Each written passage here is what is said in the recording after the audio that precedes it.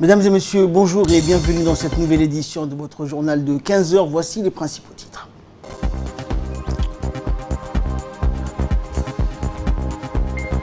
Conférence sur la recherche médicale et médicinale, une conférence organisée par le ministère de l'Enseignement supérieur et présidée par le Premier ministre. Dans l'actualité également, la Banque mondiale a débloqué la somme de 12 milliards de dollars pour les vaccins contre la Covid-19. Bonjour à tous. Le ministère de l'Enseignement supérieur et de la Recherche a organisé ce matin une conférence sur la recherche médicale et médicinale présidée par le Premier ministre Abdelkader Kamel Mohamed. La conférence a réuni de nombreux experts djiboutiens issus du Centre d'études et de recherche de Djibouti, le CERD, et du ministère de la Santé.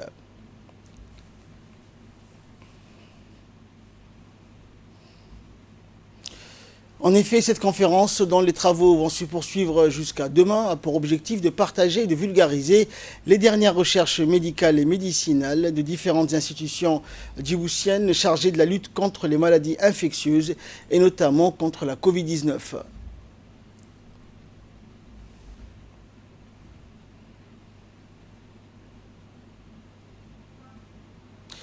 Ainsi donc de nombreux sujets comme la gestion de l'épidémie de la Covid et sa prise en charge à Djibouti et l'outil de la diagnostic des maladies infectieuses et de l'utilité et des bienfaits des plantes médicinales ont été présentés par les nombreux experts qui se sont succédés à la tribune de cette conférence. Et dans la partie de recherche médicinale, des usagers donc de nombreuses plantes ont été soulevés.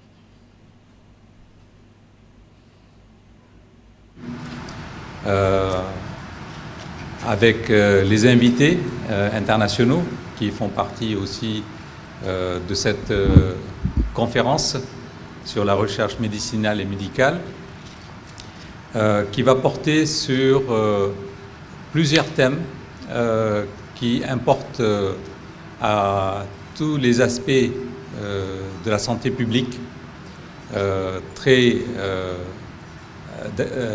d'actualité aujourd'hui, notamment avec la pandémie qui sévit sur la planète maintenant depuis presque bientôt une année, on dirait. Je voudrais aussi, avec ce mot de bienvenue, dire combien cette conférence est importante parce que je pense que c'est une première en soi. Elle va parler des différentes maladies, bien sûr la pandémie que j'ai évoquée, la Covid-19, mais aussi toutes les maladies virales, bactériennes, vectorielles. Et nous aurons donc un aspect large, assez détaillé sur la République de Djibouti. Et grâce à nos invités, on aura aussi un aspect régional et international de ces différents aspects. Et le ministre de la Santé qui a pris part à cette conférence a rappelé l'utilité de cette dernière. On l'écoute. C'est un honneur et un réel plaisir pour moi d'être parmi vous ce matin à l'occasion de l'ouverture de la conférence sur la recherche médicale et médicinale qui, cette année, consacre une part importante de ses présentations à la pandémie de la Covid-19. Une épidémie sans précédent qui a retenu et mobilisé toute l'attention, l'énergie et les efforts du gouvernement de la République de Djibouti dans son intégralité et du ministère de la Santé en particulier durant ces derniers mois. Une épidémie qui a souligné la nécessité d'accélérer les réformes engagées sur les différents piliers qui vendent le système de santé de notre pays pour le rendre plus robuste et résilient face aux situations d'urgence. Une épidémie qui, de plus que jamais, a démontré la nécessité vitale pour notre pays de disposer d'un secteur de la recherche performant, inclusif et réactif. C'est dans cet esprit que j'appelle à plus d'interaction entre les professionnels de santé et des chercheurs du CERD en créant des plateformes qui concentrent des compétences médicales scientifiques de haut niveau et à forte valeur ajoutée. Dans notre pays, un pas important a été franchi grâce à la création de la faculté de médecine de Djibouti. Nous devons en franchir un plus important en accélérant la mise en place d'un CHI dans notre pays. Un CHI répondant aux enjeux de la formation médicale et de la recherche biomédicale qui viendra relever durablement la qualité des soins. Et de son côté, le ministre de l'Enseignement supérieur et de la Recherche, Dr Nabil Mohamed Ahmed, a indiqué donc que l'objectif de cette conférence était de partager et de vulgariser les dernières recherches médicales et médicinales. On l'écoute. Pour l'organisation de cette conférence, je tiens également à féliciter le CERD et son directeur, Dr Jaludine Mohamed. J'adresse tout particulièrement mes compliments au Dr Fatouma Abdellatif que je vous demande d'applaudir pour cette initiative et les efforts accomplis, Madame, pour concrétiser sa tenue. Je tiens également à vous féliciter pour la publication du livre Common Plants in Djibouti en partenariat avec le South China Botanical Garden, Chinese Academy of Sciences. Je tiens à saluer tous les intervenants à cette conférence qui, de par leur contribution, l'enrichiront par leurs connaissances, leur expérience et les résultats de leurs travaux. Je salue ces intervenants venus du ministère de la Santé, de l'ANA, du CERD, de l'Université de Djibouti, la police nationale, la société civile et, à titre personnel, donner des expertises de leur expérience à Djibouti, comme ici présent l'expert, ami, spécialiste, Monsieur Leroux. Cette conférence s'inscrit dans un contexte particulier. Encore faut-il le rappeler et que vous connaissez tous, il touche le monde entier, celui de la Covid-19. Cette pandémie qui a commencé à cause d'un virus, le coronavirus, dès le début de l'année 2020, reste encore d'actualité, puisqu'il n'y a toujours pas de remède, il n'y a toujours pas de vaccin.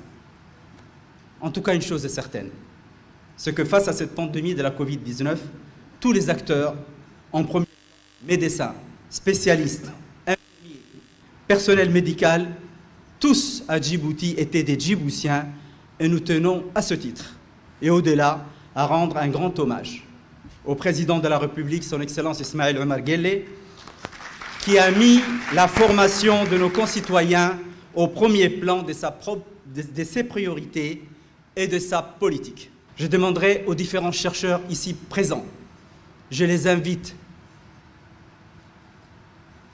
de dépasser les urgences du quotidien, qui ne doivent pas freiner votre esprit d'imagination, votre esprit d'observation, votre créativité et faire que Djibouti fasse partie du monde scientifique, parce que chacun d'entre nous a la possibilité de faire avancer la science.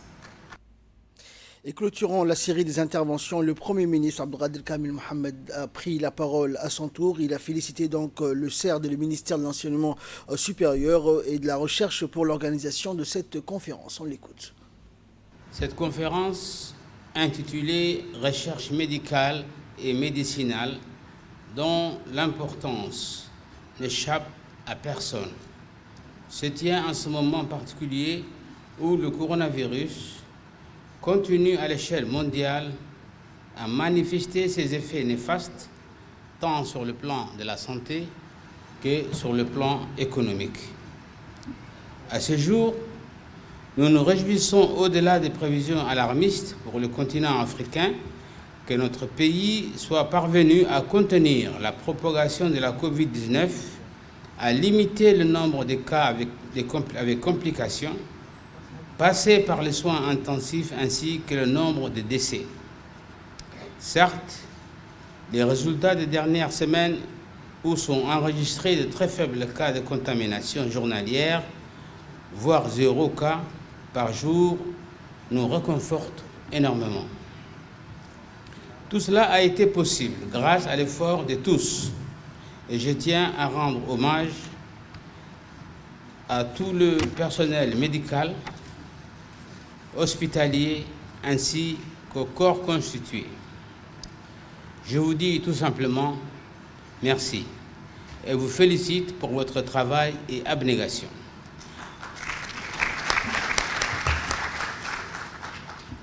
Je tiens également à exhorter encore une fois toute la population djiboutienne de rester vigilante et de continuer à respecter les gestes barrières et les conseils avisés continuellement diffusés par le ministère de la Santé.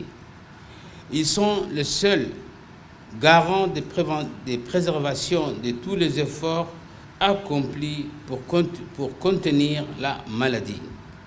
Notre pays s'est illustré au devant de la scène internationale pour sa capacité de gestion de la pandémie et a reçu toutes les félicitations pour son action courageuse de procéder au dépistage systématique de la population dès le début de l'alerte en mars 2020. À l'heure actuelle, après une phase d'accalmie, nous observons que le Covid-19 revient avec une certaine virulence dans certains pays. Nous continuons à nous adapter face aux nouvelles donnes et à renforcer notre stratégie des 3 T. Tester, tracer et traiter, adoptée dès le début de la crise suite à la décision avisée du chef de l'État. Fort de notre expérience et des acquis dans la gestion de la pandémie, je reste également convaincu de l'importance d'encourager la recherche médicale et médicinale, seule garante de nous orienter vers des pistes scientifiques rigoureuses pour parfaire notre stratégie des 3 T et nous proposer des recommandations pour mieux lutter contre la Covid-19. Dans le reste de l'actualité, sous la présidence de Khaltoun Farah Saïd, la commission de la législation et de l'administration générale et des droits humains a tenu aujourd'hui une séance de travail axée sur l'examen du projet de loi portant réorganisation du ministère des Affaires musulmanes, de la culture et des biens WARF. Cette réunion s'est déroulée en présence du ministre des Affaires musulmanes, de la culture et des biens WARF, Moumin Hassan Barré, accompagné des principaux responsables de ce ministère et des organismes sous rattachement. Au terme d'une discussion générale et d'analyse sur les différentes composantes, les commissaires ont exprimé leur vote favorable de l'adoption de la disposition précitée sous réserve des amendements qui seront imputés sur le projet de loi. Et nous restons à l'Assemblée nationale toujours, et cette fois-ci sous la conduite de son président Ahmed Roblé Abdillé. La commission de développement social et de la protection de l'environnement de l'Assemblée nationale s'est penchée également aujourd'hui sur l'étude du projet de loi complétant la loi du 28 janvier 2006 portant Code du travail. Outre les députés, membres et non-membres de la commission, la réunion a vu la participation du ministre du Travail chargé de la réforme d'administration, Ismaël Ibrahim Roblé, assisté pour l'occasion des responsables du 10 départements ministériels. Au terme des échanges qui ont concerné les mesures de renforcement de la justice sociale, les parlementaires se sont prononcés en faveur de la nouvelle disposition qui sera retouchée avant sa promulgation et transmission aux parlementaires. Le ministre de l'Énergie chargé des ressources naturelles, Younis Ali Gueddi, a participé aujourd'hui par vidéoconférence à l'Assemblée générale de l'Alliance solaire internationale, l'ISA. L'Assemblée est l'organe décisionnel suprême de l'ISA, donne donc des directives sur diverses questions administratives, financières et relatives au programme Et le ministre indien des énergies nouvelles et renouvelables, M. Singh, est président de l'Assemblée de l'ISA, et Brune Poisson, secrétaire d'État auprès du ministre de la Transition écologique et solidaire de France, et la coprésidente de l'Assemblée. L'objectif de l'ISA est de produire les règles du jeu, normes et standards de l'énergie solaire afin d'obtenir un déploiement rapide et massif dans les pays riches en rayonnement solaire. Et dans son intervention, le ministre a indiqué que la construction de la première centrale solaire de Djibouti est entrée dans une phase décisive. Nous l'écoutons. Participer à cette assemblée générale de l'ISA qui se tient dans des circonstances exceptionnelles. Profitant de cette tribune virtuelle, j'ai le plaisir de vous réitérer l'engagement sans faille de mon pays dans la promotion et le développement des énergies renouvelables, notamment les solaires. Aussi, mesdames et messieurs, chers collègues, permettez-moi de vous annoncer à Djibouti que la construction de la première centrale solaire de Djibouti est entrée dans une phase décisive. Portée par le groupe français Engie, cette centrale de 30 MW qui sera construite au Grand Bara réaffirme encore une fois la vision politique du président de la République, son Excellence Al-Hajj Ismaïl Omar Guelleh, de faire de Djibouti, au cours des prochaines années, le premier pays du continent africain à utiliser 100% d'énergie verte. Compte tenu des divers projets de développement d'énergie renouvelable en cours en République de Djibouti, cette ambition demeure tout à fait à notre portée pour constituer à terme un mix énergétique propre et durable, dont nous sommes convaincus qu'il sera la première pierre angulaire de notre indépendance énergétique. Chers participants, par ailleurs, j'ai saisi cette occasion pour rappeler à l'ISA la nécessité de concrétiser les engagements en faveur de toutes les parties prenantes, et c'est au développement de l'énergie solaire. En effet, nous sommes d'avis, vous conviendrez, que des apports notables et durables à tous les niveaux de l'ISA demeurent un impératif absolu pour faire de notre alliance une institution efficace au terme de résultats tangibles. Pour y parvenir, il est indispensable, à nos yeux, que l'ISA doit également adapter ses structures de fonctionnement interne à cet objectif. Celui de faire de l'ISA une alliance rayonnante et pérenne. Il est l'heure à présent de retrouver l'appel à la prière de la race. Nous retrouverons la suite de notre journal juste après ça. Allahu Akbar, Allahu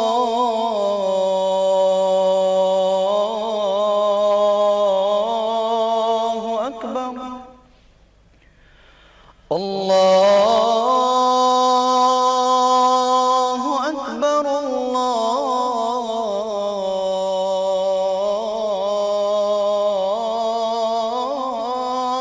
Akbar. أشهد أن لا إله إلا الله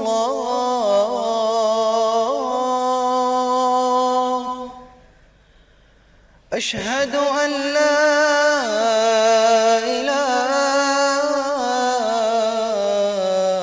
إله إلا الله أشهد أن محمد رسول الله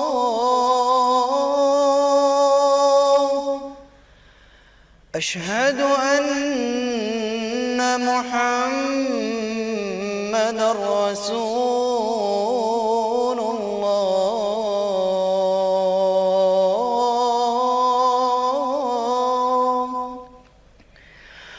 حي على الصلاة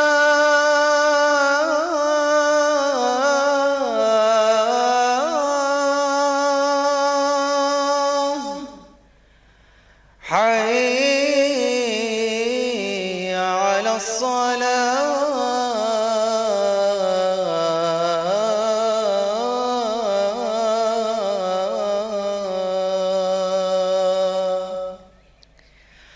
حي على الفلاح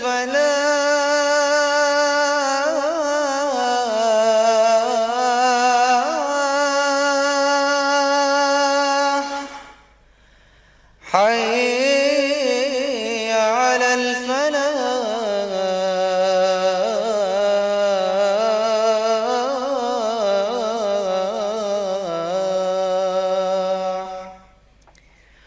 الله أكبر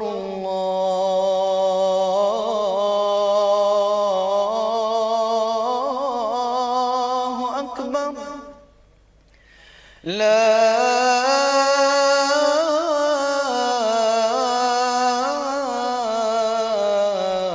إله إلا الله اللهم رب هذه الدعوة التامة والصلاة القائمة آت سيدنا محمدا الوسيلة والفضيلة وابعثه اللهم مقاما محمودا الذي وعدته إنك لا تخلف الميعاد. Voilà, donc c'était l'appel à la prière d'Al-As. Nous retrouvons la suite de notre journal. Dans l'actualité nationale toujours, le ministre du Travail chargé de la réforme de l'administration, Ismaël Ibrahim Roblé, a reçu en audience aujourd'hui l'ambassadeur du Japon à Djibouti, Koji Yonetani. Cette rencontre s'inscrit dans le cadre de la tournée d'adieu de l'ambassadeur Yonetani auprès des membres du gouvernement qui marque la fin de sa mission à Djibouti. Les deux hauts responsables ont évoqué ensemble les relations d'amitié entre les deux pays et les projets de coopération en cours soutenus par l'ambassade du Japon, notamment dans le domaine de l'emploi et de l'insertion professionnelle. Et lors de cette entrevue, le ministre a rendu un hommage appuyé et a félicité le diplomate japonais pour son travail remarquable. L'école bilingue d'Arta a abrité aujourd'hui une cérémonie de clôture d'un atelier de formation portant sur la révision des curricula du nouveau programme de français de 3e année. Le séminaire était destiné à une dizaine de concepteurs de manuels scolaires du CRIPEN. Pour rappel, l'atelier de formation qui s'est déroulé du 3 au 12 octobre 2020 était organisé par FHI 360 et a été animé par l'experte consultante de cette institution, Souad Qassim, et la facilitatrice de FHI 360, Samira Ismail. Durant les 10 jours de cet atelier de formation, les participants ont travaillé sur la révision curriculaire des nouveaux programmes de français 3e année et les outils didactiques au profit de sortie des élèves de second cycle. Les compétences de base et les contenus pédagogiques ont été fixés et seront élaborés au CRIPEN. Par ailleurs, les participants et les formateurs de cet atelier ont effectué une semaine de tests sur les évaluations dans l'école de base d'Arta pour évaluer justement les compétences des enseignements et des apprentissages de la lecture des GRA. Plus généralement, des GRA, donc Djibouti Early Grade Reading Activity, qui consiste à évaluer le niveau des élèves en lecture, est en effet un outil administré par FHI 360 et financé par l'USAID. De sortie des élèves du second cycle en termes de compétences de base pour les élèves de 3e année, en termes de contenu, en termes de progression. Une fois ceci élaboré, nous avons révisé le manuel de français ainsi que le livret. Nous avons élaboré une semaine martyre, à la fois au niveau du livret, du manuel et du guide du maître. Nous allons soumettre l'ensemble de ces documents à validation au niveau du comité de pilotage. Voilà, merci. La direction de l'agriculture, où les fruits de lancement de plantations de 100 000 arbres par an sont prometteuses et rayonnantes, a effectué ce matin un état des lieux sur le banc de roulement de la plantation dans le périmètre et la pépinière centrale et dans la grande pépinière de Damerjoug notamment. Et cette visite a vu donc la participation du directeur de l'agriculture, Mourtar Mahmoud Waberi, et de la directrice de la sécurité alimentaire, Idil Nour. Ce projet de plantation en collaboration avec la FAO, qui est en cours à travers des serres fournies par ce dernier, a pour objectif de reboiser et donc il s'inscrit dans le cadre du programme intitulé Projet Riprova, qui consiste à la production d'arbres et plants fruitiers. Écoutons pour plus de précision l'intervention du directeur de l'agriculture, Mourtar Mohamed Waberi. On est au sein de la direction de l'agriculture, plus précisément dans la pépinière centrale. Comme vous voyez derrière moi, il y a la production de plants qui est en cours. Et cette production, l'objectif de cette production en masse des essences pour le reboisement et aussi pour le boisement. C'est-à-dire qu'on veut aussi planter des arbres au niveau des zones où jadis il n'y avait pas d'arbres. Donc dans cette pépinière centrale, il y a un travail qui est en cours qui est la production de plants en masse. Derrière moi, vous avez les plants de Nîmes qui sont destinés à la distribution pour la ville de Djibouti, pour que la ville de Djibouti puisse se boiser de façon plus importante. Et le but aussi de cette production n'est pas que pour la ville de Djibouti, mais aussi pour le reboisement au niveau rural. Pour la production de plants au niveau de la pépinière, on a collaboré avec la FAO qui nous a fourni cette serre dans le cadre du projet Riprova. Et ce projet consiste à la production de pas seulement d'arbres d'ombrage, mais aussi pour la production de plants fruitiers.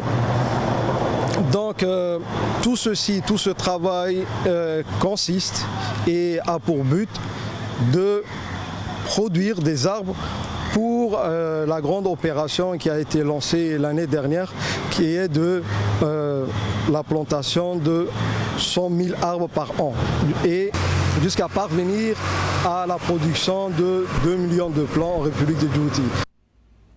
Et enfin, sport pour clore l'actualité nationale. Le Stade Gouled a abrité ce matin le lancement d'une formation d'arbitre de l'athlétisme par le département sport du secrétariat d'État à la jeunesse et au sport en collaboration avec la Fédération djiboutienne d'athlétisme. Cette formation qui bénéficie donc à plus de 35 participants, en majorité des jeunes et surtout entraîneurs bénévoles, responsables des équipes et animateurs des CDC, sera clôturée demain avec la remise d'attestation de fin de stage aux récipiendaires.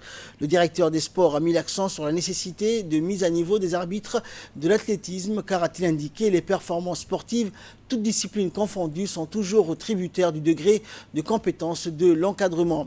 Le secrétaire d'État à la jeunesse et au sport, Hassan Mohamed Kamil, s'est félicité de cette initiative, confiant que cette mise à niveau des juges d'arbitre contribuera à faire avancer l'athlétisme à Djibouti. Les jeunes et pour les techniciens sont les responsables de la fédération. Donc, il faudra travailler avec ces gens-là, être à leur côté. Le secrétariat d'État à la jeunesse et au sport, en collaboration avec la Fédération djiboutienne d'athlétisme, va lancer une vaste opération de détection des jeunes talents. Des jeunes talents au niveau des 3 communes de la capitale, mais aussi dans les régions de l'intérieur. Il y aura un planning que l'équipe technique de la fédération vont nous soumettre, d'élaborer et de mettre en place ces plannings. Tout ce qu'on vous demande, c'est d'être sérieux. Vous avez aujourd'hui une formation de juge-arbitre pendant 2 jours. On va les mettre en application, tout ça durant la phase de détection des jeunes talents. La détection consistera à détecter des jeunes dans le domaine des sprints, des courses rapides, 100 mètres, 200 mètres, des demi-fonds, tout ce qui est 800, 1500, 3000, mais il y aura aussi les sauts. Cette année, la fédération nous a soumis un projet mais vraiment très important. Nous voulons aussi détecter le meilleur sauteur en termes de longueur. On veut détecter le meilleur sprinter qui est le jeune garçon ou bien la jeune fille la plus rapide de la République de Djibouti. Donc, ce sont ces genres de messages qu'on veut transmettre à la jeunesse pour qu'on ait une participation massive afin que nous puissions avoir un nombre très important de jeunes qui vont participer à la détection. Et là, nous passons à l'actualité internationale. Parlant Covid, la Banque mondiale débloque 12 milliards de dollars pour les vaccins. Les futurs traitements contre la Covid-19 ne vont pas manquer de financement. La Banque mondiale a approuvé hier un plan d'aide de 12 milliards de dollars pour garantir aux pays en développement l'accès rapide aux vaccins quand ils seront disponibles. Cette enveloppe servira également à financer l'achat et la distribution de vaccins, de tests et de traitements Covid-19 pour leurs citoyens, a précisé l'institution. Ce financement pourrait permettre de vacciner jusqu'à 1 milliard de personnes, a-t-elle ajouté. La Banque mondiale compte envoyer le signal à l'industrie de la recherche et pharmaceutique que les citoyens des pays en développement doivent également avoir accès à des vaccins Covid-19 sûrs et efficaces. Elle apportera en outre un soutien technique pour préparer les pays au déploiement de vaccins à grande échelle en coordination avec les partenaires internationaux. Ce financement fait partie d'un paquet d'aides du groupe de la Banque mondiale allant jusqu'à 160 milliards de dollars jusqu'en juin 2021 pour aider les pays en développement à lutter contre le coronavirus. Une décroissance estimée à 3% pour l'Afrique subsaharienne. Le Fonds monétaire international prévoit une baisse de 4,4% de la croissance en 2020, alors que l'économie mondiale lutte pour se remettre de la récession induite par la pandémie et connaît son pire effondrement depuis près d'un siècle. Dans ce contexte, les pays émergents et en voie de développement s'en tirent un peu mieux que les pays avancés. C'est le cas des nations de l'Afrique subsaharienne impactées à hauteur de 3% cette année, avec un retour à la croissance estimé à plus de 3% pour 2021. Certains pays pourraient présenter une croissance positive, c'est le cas du Botswana, de la Côte d'Ivoire, de l'Éthiopie, du Ghana, de la Guinée ou encore du Kenya et de la Tanzanie. En revanche, le Nigeria pourrait perdre 4 points sur sa croissance et l'Afrique du Sud enregistrer un recul de 8%. Et enfin, parlons technologie, Apple lance son premier iPhone avec la 5G. Les iPhones ont enfin la 5G, a annoncé Apple hier lors d'un événement très attendu par l'industrie, alors que la nouvelle génération de téléphones mobiles ultra rapides prend son envol en Asie et dans le monde. Plus d'un an après ses deux rivaux Samsung et Huawei, Apple a présenté sa première gamme avec la 5G, les iPhone 12 qui seront commercialisés dans les semaines à venir à des prix de base allant de 699 à 1099 $. Le sud-coréen Samsung et Huawei, les deux plus gros vendeurs de smartphones dans le monde, ont sorti leur premier modèle avec la capacité 5G au printemps-été 2019. Google, de son côté, a récemment dévoilé deux nouveaux appareils de sa marque Pixel, aussi aptes à utiliser les nouvelles ondes. La firme de Tim Cook pourrait écouler plus de 75 millions d'appareils. L'analyste estime plus d'un tiers de 950 millions d'iPhone en circulation dans le monde, soit 350 millions d'appareils ont des chances d'être remplacés par un nouveau modèle plus récent dans les mois qui viennent. C'est tout pour ce journal. Merci de l'avoir suivi. Excellent après-midi sur Télé Djibouti.